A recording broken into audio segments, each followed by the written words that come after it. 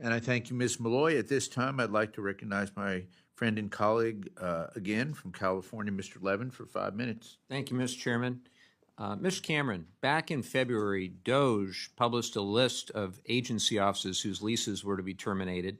The Bureau of Reclamation Southern California Area Office, which provides water management support throughout Southern California, including in my district, was and is, I just checked the list again, on that list, along with hundreds of other facilities across the nation. The Southern California Area Office administers several essential programs that assist with water conservation and efficiency strategies, water recycling and desalination programs, and other watershed management activities.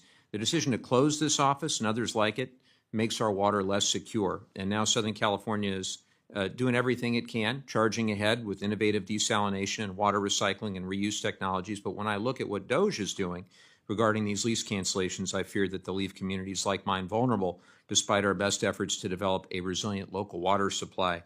Mr. Cameron, were you personally involved in the decision to close this office? Were you in the room? No, sir, I wasn't. My understanding is that the General Services Administration provided the department, other departments, a list of leases that they were planning to cancel. And we have been very actively involved in terms of going back to GSA and indicating situations where we thought eliminating those leases would be problematic. That includes this office? You agree with the decision to close this office? I'm not aware of that particular lease, to be honest with you, Congressman. I'm happy to look into it. I can tell you that there are quite a few Bureau of Reclamation leases where we've been actively talking about GSA about why it would be a real problem. But I'm happy to look into that one in particular. What criteria do you think that DOGE used to decide which offices to close? My impression is that it was actually a General Services Administration directive. Whether it was the DOGE people at GSA, I don't know. I think they were looking at leases that were about to expire across the whole government, across all federal agencies. Do you think it's contrary to Reclamation's mission of protecting water resources in the interest of the American people to be closing these offices all over the place?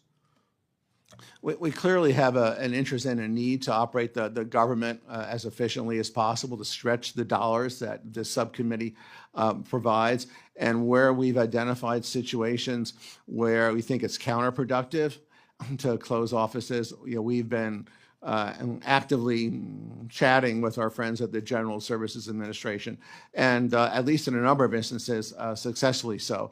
I'm not aware of this particular situation, but I'm happy to look into it. Mr. Levin. Well, we'll follow up with you on that. Ms. Colosimo, I want to get back to the California projects that I mentioned earlier. Were you personally involved in the decision-making to not fund any of those projects or not fund all of those projects? And do you have any idea who specifically was? Well, we deliberate the package with criteria and we submit to OMB, and OMB and the administration make the decision. So do you have an actual human being that was responsible for making the decision? Do you have an email? Do you have... We don't make the decisions, we make recommendations. I understand that you don't personally, but you just said that OMB relayed those decisions to you. Do you have any correspondence with them that would indicate why those decisions were made? I do not have any correspondence. How did you... Office of Management and Budget did their business, how did you learn that those determinations had been made? They provided us the final product. Who? The Office of Management Budget did. Who specifically? They didn't provide it to me. I don't have a name, but it would be our examining unit. Okay. Who in your examining unit received the information? In our office? I'm trying to understand who at OMB made the call.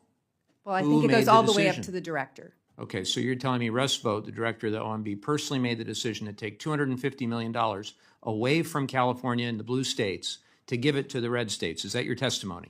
My testimony is that he was engaged with his staff, as anybody would be, as it's much a simple as I know. yes or no question. I can't answer that question. Okay. I don't have full visibility on information. Okay, I appreciate that. We'll ask questions for the record to try to understand, get to the bottom of it. You said before the criteria used were life safety, flooding, and American prosperity. Which of these criteria were not met by the California projects that I mentioned earlier?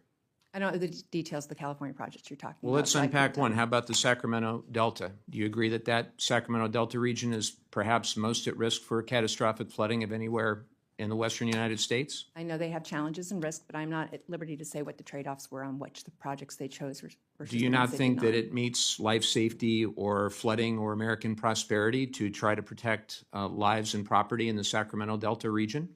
I'm sure it does. How it stacks against other projects is not my call. Do you agree or disagree that it's one of the most flood-prone areas in the western United States, if not the entire country? It is certainly susceptible to flooding. All right, Long so historical it flooding. sounds like it doesn't meet the criteria that you laid out before. I don't think OMB followed, and I think you're getting played by OMB, and you don't even know who at OMB. And with that, I'll yield back.